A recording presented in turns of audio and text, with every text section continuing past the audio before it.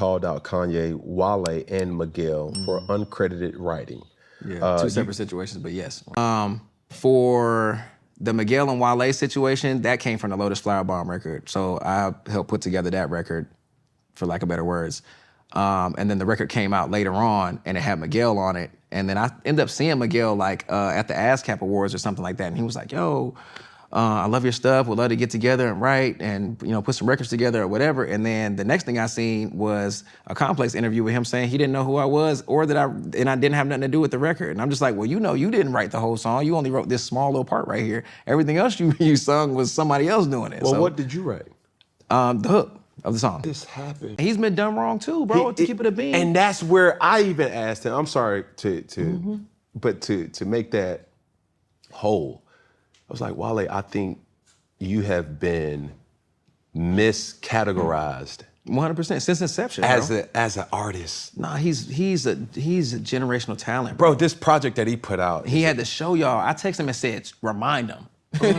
Yeah, like do that, bro. But there's nobody that does what Wale can do. But we're always comparing Wale to what other people do. There you go.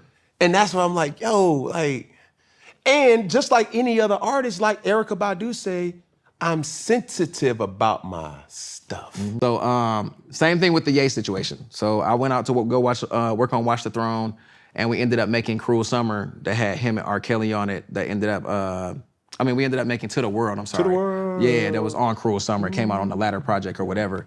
And I wasn't credited for it at all. And to be honest with you, the thing that really triggered me in that particular moment, it was like a interview or something he did prior to Cruel Summer coming out, or in between Watch the Throne and Cruel Summer, where he was talking about all the people who he had worked with. And I ain't see none of them when I was there, and I'm there like frequent, you know what I'm saying? And he didn't say my name at all, and I don't have no credit on the song, so it just made me upset. So for the person who sees this and says, why are you so emotional? Why does that matter? This is music. Why does that matter for people to acknowledge your work? Because if it's not credited, it didn't happen. You're not getting paid. I got 3 daughters, so like I need to see something. You know what I'm saying?